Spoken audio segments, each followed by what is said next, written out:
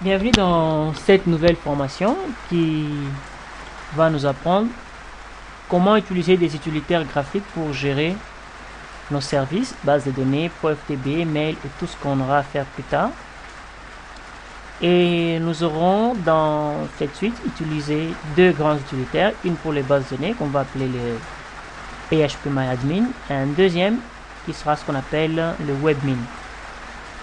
Les projets webmin étaient projets open source qui est disponible sur Windows et sur Linux, tandis que le projet phpMyAdmin est aussi open source mais qui est disponible sur Linux Debian, mais qui n'a pas d'équivalent sur Windows parce que c'est un groupe de scripts prêt à l'emploi.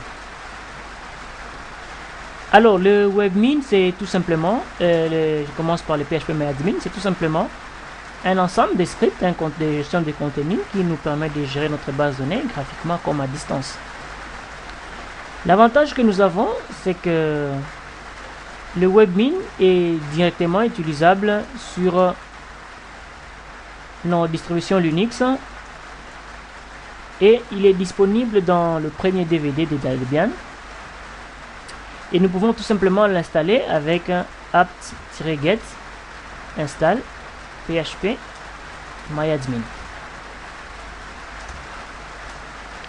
Et voilà, il va prendre 21 mégas. Il va se configurer automatiquement.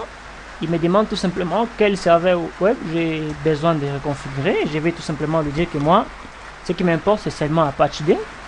Pour sélectionner Apache 2, vous avez besoin d'utiliser votre touche tabulation et pour sélectionner, vous appuyez espacement et pour désélectionner, c'est toujours espacement. Quand vous avez la petite croix, donc ça va. Vous pouvez descendre en bas et faire espacement pour sélectionner, mais ce qui nous intéresse pour l'instant, c'est Apache 2. Après, on fait les tabulations. OK. Et il va commencer à se configurer. Il va nous demander d'entrer notre mot de passe MySQL. Et nous allons l'entrer. Notre mot de passe super administrateur. Et avec cela, nous pouvons donc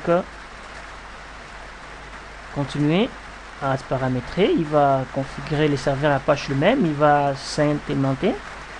Et nous demande est-ce que vous avez utilisé phpMyAdmin avec dbconfig command. Je dis oui. Et je donne les mots de passe de la base de données. C'est 3S. Je confirme les mots de passe. Donc 3 fois. Et directement, mon phpMyAdmin va s'installer et il va redémarrer les serveurs. Alors, je préfère le tester à distance. Pour le tester à distance, c'est un alias. Un alias, c'est tout simplement une partie du site qui peut être appelable à distance. Et si je fais les noms de mon site, /phpMyAdmin, eh bien, phpMyAdmin, j'ai mal orthographié, c'est MyAdmin, voilà. On me place sur une fenêtre de connexion où je me connecte en tant que root, super administrateur, et je mets les mots de passe. Et voilà, j'ai un utilitaire graphique qui peut me permettre de jouer avec mes bases de données, de les utiliser. Regardez par exemple, ma base de données GPIC-CD est là, avec ma table test, et qui a les différentes informations que j'avais, que je peux ajouter, je peux insérer d'autres informations. Par exemple, j'ai dit l'ID, ce sera le 00006. Cette fois-ci, ce sera l'Apache 2. Et ce sera un serveur un serveur web.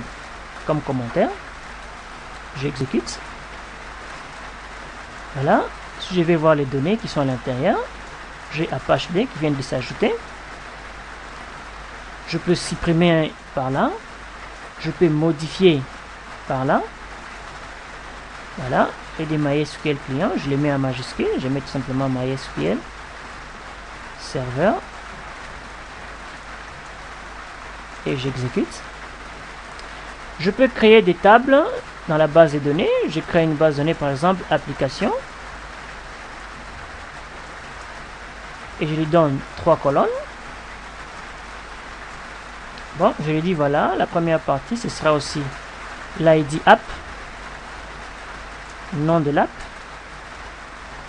la description de l'app.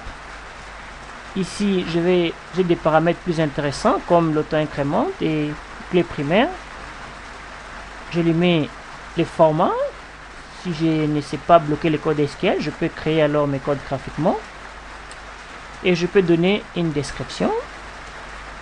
Je peux changer des moteurs de stockage. Par défaut, les MyXAM est le tout premier moteur de stockage de base de données qu'on a fait. Et il a été très critiqué parce qu'il n'acceptait pas les contraintes de clés étrangères. Mais avec InnoDB, je peux utiliser maintenant des clés étrangères avec MySQL. C'est déjà une large amélioration. Félicitations, MySQL. Et voilà, cette interface, ou bien cette application, me régénère mes codes SQL par défaut pour créer cette table là. Donc si je fais un zoom plus sur je peux zoomer avec CTRL plus, je vois que ça ce sont des syntaxes SQL pour créer les bases de données, et ça c'est très intéressant. Pour rentrer, j'ai fait CTRL moins 6. C'est très intéressant dans l'administration parce que je n'ai plus à bloquer ces genres de codes et je vais tout simplement aller taper. Alors, si je me connectais en SSH sur mon serveur en mettant gpigra.cd,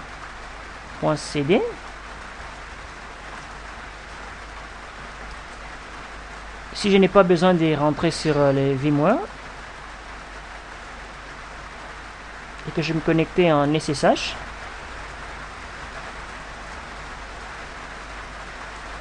je me connecte en tant que root. Voilà. Si j'ai fait MySQL -u root -p, voilà, je suis sur MySQL, et que je fais show database,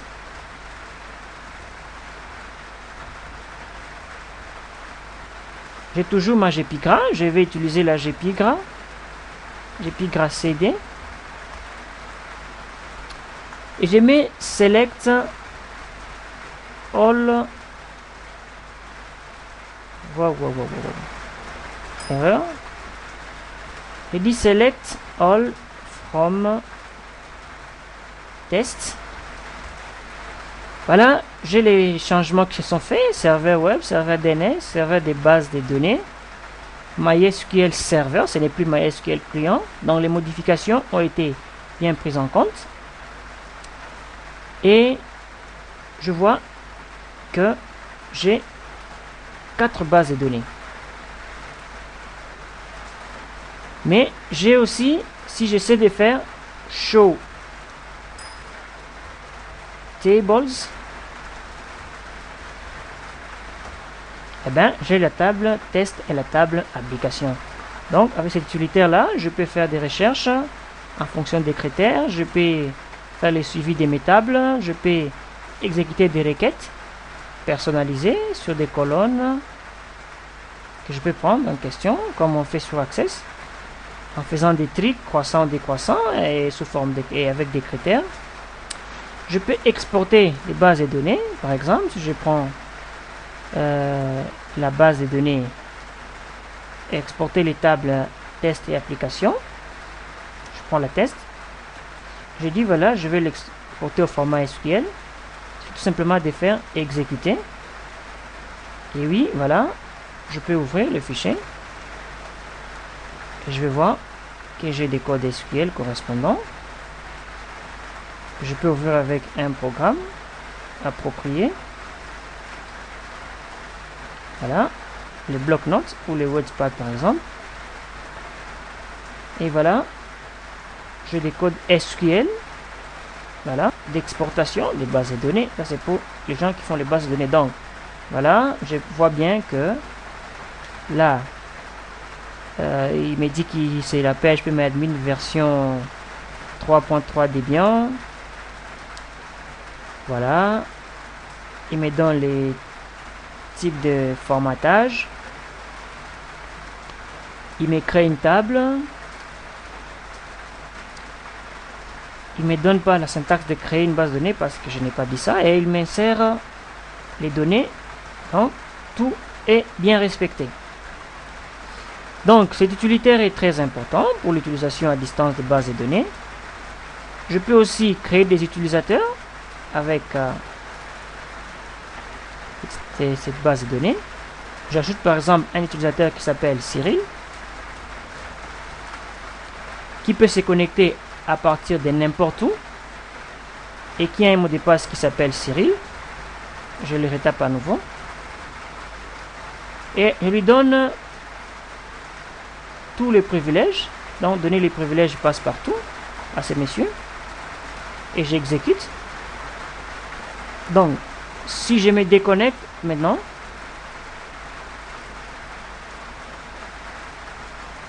et je me connecte maintenant en tant que Cyril,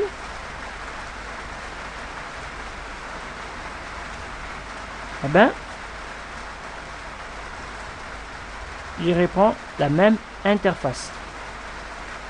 Même ici, je peux me déconnecter. Et là, au lieu de route, j'ai dit MySQL-u Cyril, -p. Je mets Cyril. Voilà, je suis toujours administrateur.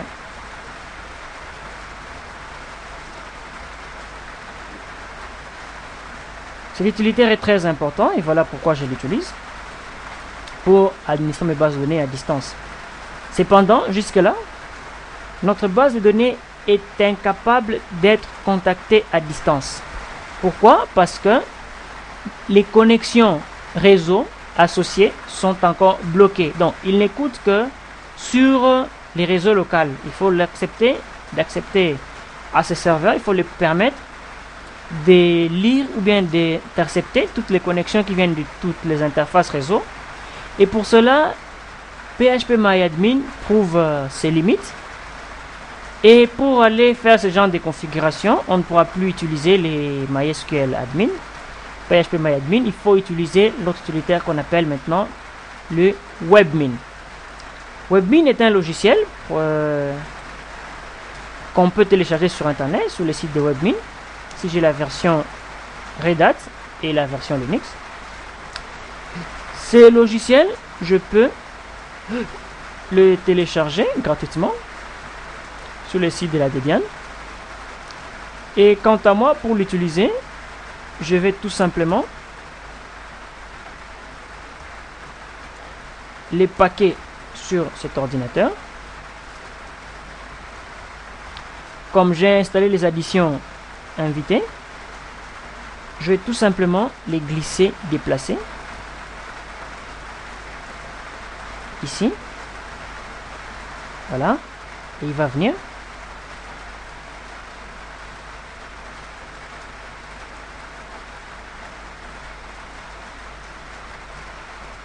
Voilà, il va venir ici. Je l'attends. S'il vient pas, je vais aller le chercher. Il doit venir. Et s'il ne vient pas, je dois l'amener par force. Je vais encore les glisser, déplacer.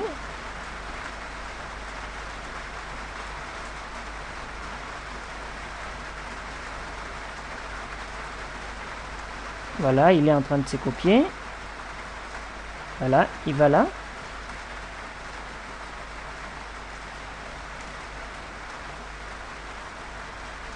Et voilà.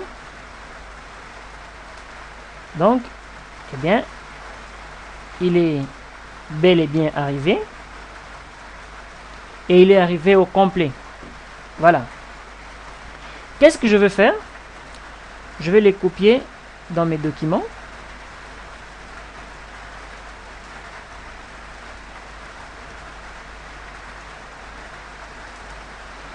Et je vais créer un dossier. Je vais le faire en ligne de commande. Donc, je vais effacer tout ça.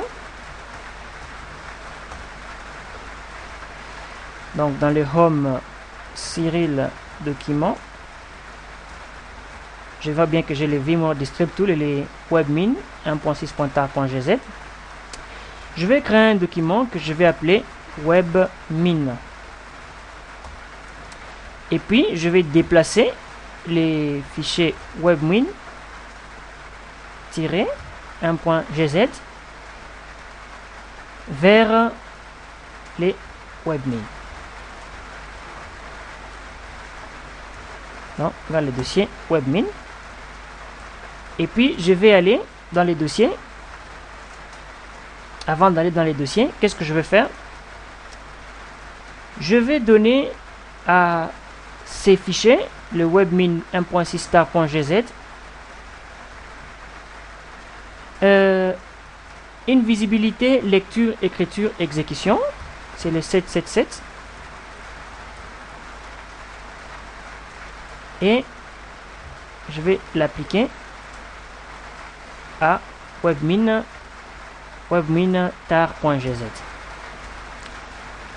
Donc, les cadenas qu'il avait avant, vous allez voir, il a disparu, mais le dossier webmin, lui, reste cadenassé.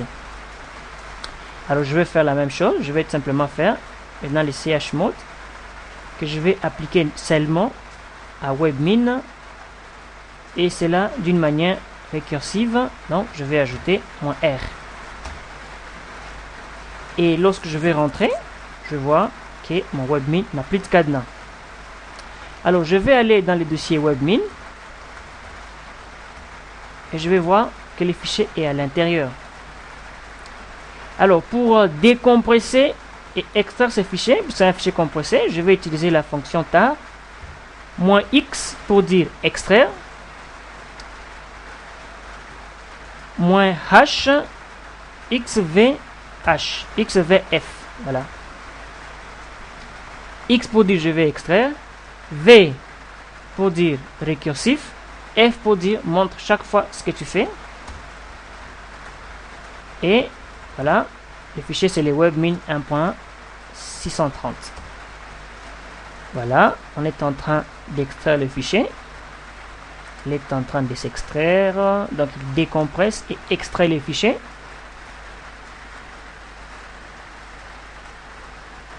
Ça peut prendre un peu de temps, il faut patienter.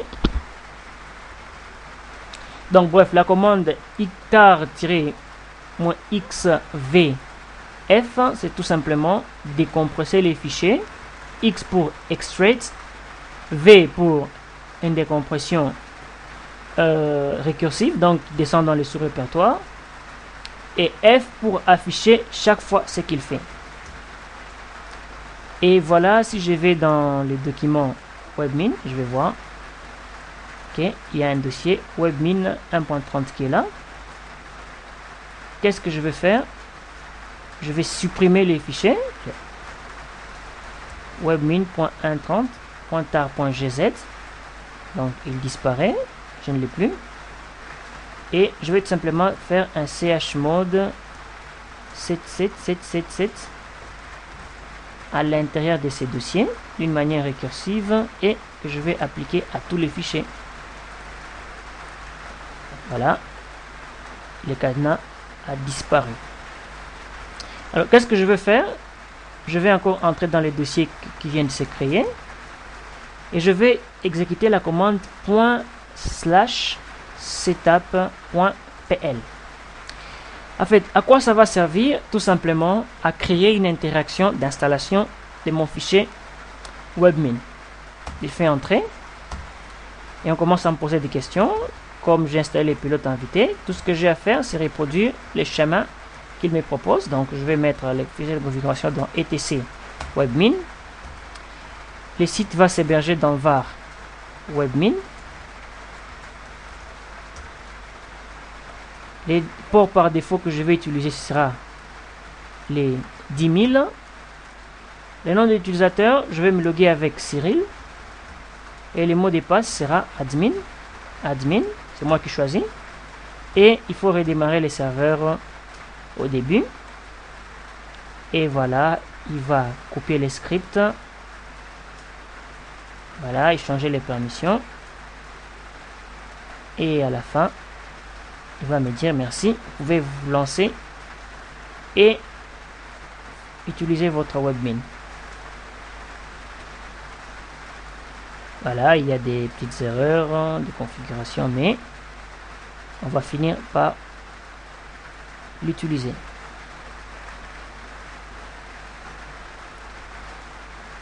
Généralement, il ne doit pas donner ça. Si vous avez la bonne version, la version stable. Mais il dit voilà, allez à votre adresse et connectez-vous au port 100. Alors, mon souci, c'est de configurer MySQL accès distant. Donc, je vais déconnecter le phpMyAdmin et je vais taper, là, j'ai piqué CD. Cette fois-ci, ce n'est plus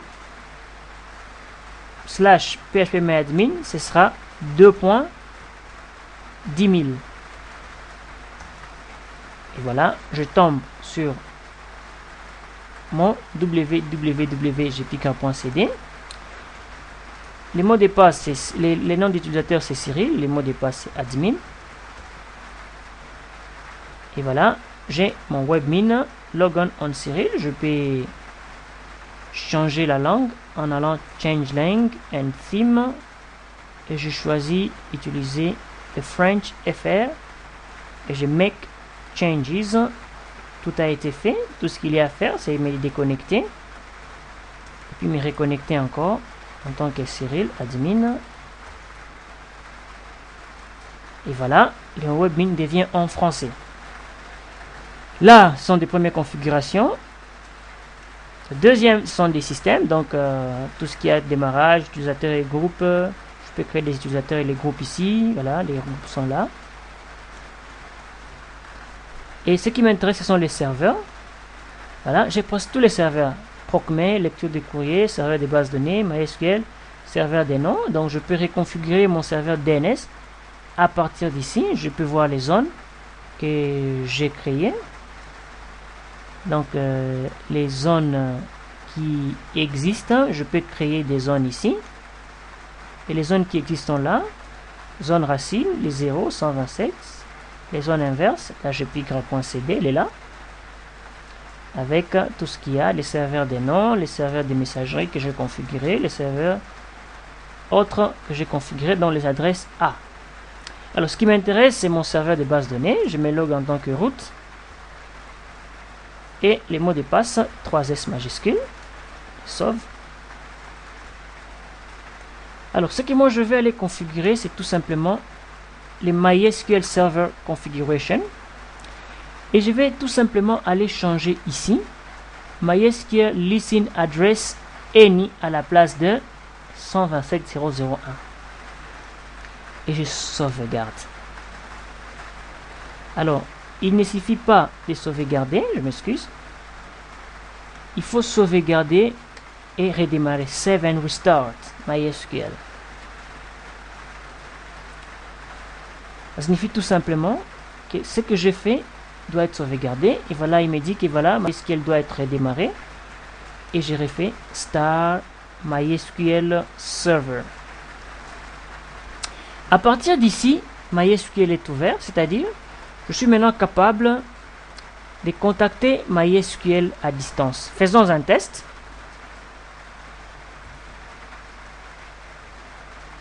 Faisons un test. Alors, nous allons faire un test pour voir si réellement la connexion distante peut être acceptée. Je vous rappelle que la base de données MySQL est sur ma machine virtuelle. Mais je vais utiliser ma machine Windows, comme je l'ai dit dès le début de la formation, comme un client. Alors, qu'est-ce que je veux faire? Je vais utiliser un programme qui va me permettre cela. Il s'appelle MyManager. Il peut être téléchargé aussi gratuitement, mais pour 30 jours. MySQL Manager, where is it? Il est sur mon bureau. Voilà, SQL Manager for MySQL. Alors, qu'est-ce que je veux faire? Je vais dire Manage an existing database. Alors, les hostnames, comme j'ai un serveur DNS, je vais tout simplement mettre gpgra.cd. Le port, c'est le 3306. Le nom d'utilisateur, c'est Cyril. Voilà, si je ne me trompe pas. Le nom d'utilisateur que j'ai créé avec phpMyAdmin. Donc, j'ai gra.cd phpMyAdmin. Je me connecte en tant que route. J'ai l'utilisateur ici dans les privilèges. L'utilisateur il s'appelle Cyril. Voilà comme mot de passe. Donc Cyril et les mots de passe Cyril. Et je fais next. Et quand je vais aller là, je vois déjà que j'ai les bases de données. J'ai gra.cd, information schéma, phpMyAdmin. Et je prends mon gra.cd, je fais finish. Si je double-clique, j'ai les tables que j'ai pour créer. Je vois la table test. Et quand je vais dans les datas, je vois bien les données que j'ai ajoutées. Je peux en ajouter encore plus. J'ai dit voilà 00005. Programme, ce sera cette fois-ci Apache Webmin. Et utilitaire de gestion. Voilà. J'accepte les modifications. Et quand je fais un refresh, si je vais dans mon phpMyAdmin, je vais voir bien que dans test, je viens d'ajouter Webmin qui n'existait pas avant. Toujours avec ces messieurs, je peux créer maintenant encore ce qui est plus important, des utilisateurs. Ici. Donc, dans les tests ici, je peux vider la table, je peux créer des utilisateurs. Voilà, vous voyez bien, les utilisateurs sont là. Je peux ajouter un utilisateur. Je l'appelle Coco, host any, donc il peut se connecter de n'importe où. Les mots de passe, je laisse son nom, Coco, et je fais encore Coco. Et je lui donne tous les privilèges. Je fais OK. Et je refresh. Alors, quand je vais dans mon phpMyAdmin, je me déconnecte. Je peux me connecter maintenant en tant que Coco. Et voilà. Coco. Connexion non permise. Voilà, il faut vérifier pourquoi. User permission. Coco est là. Il faut mettre les any avec A majuscule. Donc Coco, any doit être avec A. Voilà, je sélectionne. Ou tout simplement, je l'efface et je les recrée. Coco, any, Coco, avec tous les privilèges. Et voilà, je refresh. OK. Et bien, si je vais me connecter maintenant, en tant que Coco, voilà, et bien, on dit que la connexion est non permise, je ne sais pas pourquoi. Je vais tout simplement actualiser. Je vais chercher.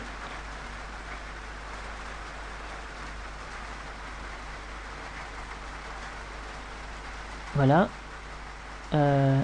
Voilà.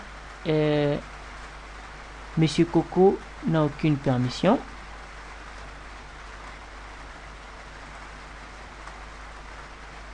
Ou tout simplement, il faut tout simplement que je réactive ma base de données.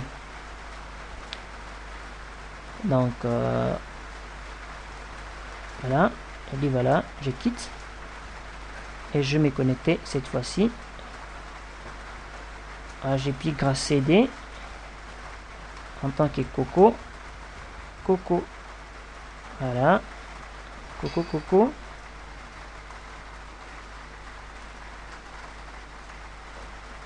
Coco est interdit d'accéder à la base de données. Pourquoi? On va voir son cas.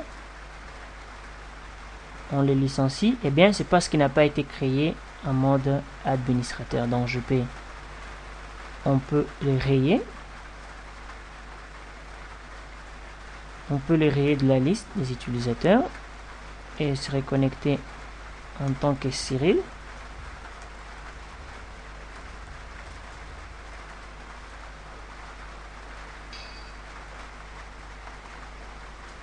Il doit avoir un problème. Le serveur, est-ce qu'il doit avoir un problème des contacts?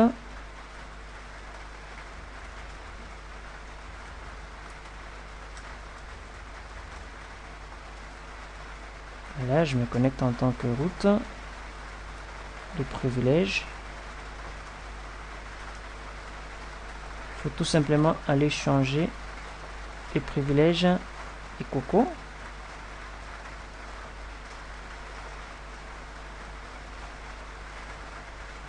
Voilà.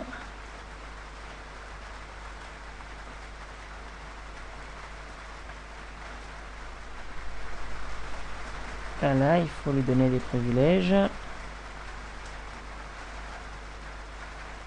Et voilà, mon ami Coco.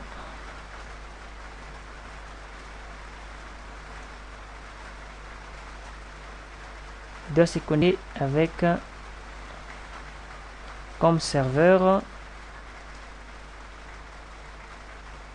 Ce n'est pas any, ça doit être pourcentage. Voilà. Pourcentage.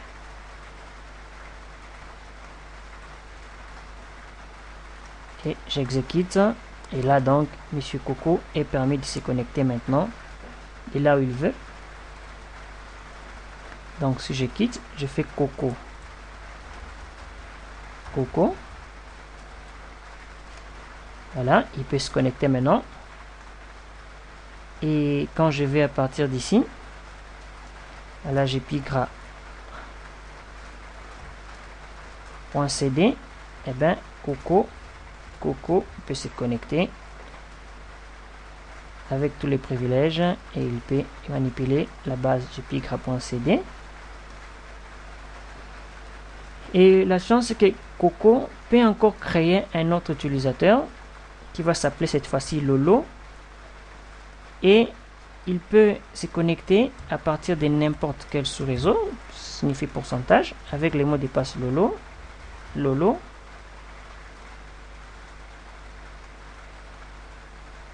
Et Lolo, maintenant, quant à lui, peut refaire la même opération récursivement. Donc Lolo peut se connecter aussi très bien, même à partir de l'extérieur et à partir de cette application. Voilà. Et donc Lolo aussi a droit à quelque chose. Voilà, j'ai pigra.cd. Lolo peut se connecter. Alors pour terminer, dans notre utilitaire SSH, on peut aussi se connecter maintenant. MySQL-u route bien Lolo -host -h gpigra.cd -p et lorsque je mets Lolo, voilà, je suis connecté à la base de données, mais cette fois-ci non pas en localhost, mais avec une connexion distante. C'est là grâce à l'utilitaire que j'ai utilisé, le webmin, et au PHP MyAdmin. Merci d'avoir suivi ces tutoriels. Nous vous invitons à suivre les prochains tutoriels qui va vous expliquer comment héberger un site à distance grâce aux utilitaires FTP et au serveur web.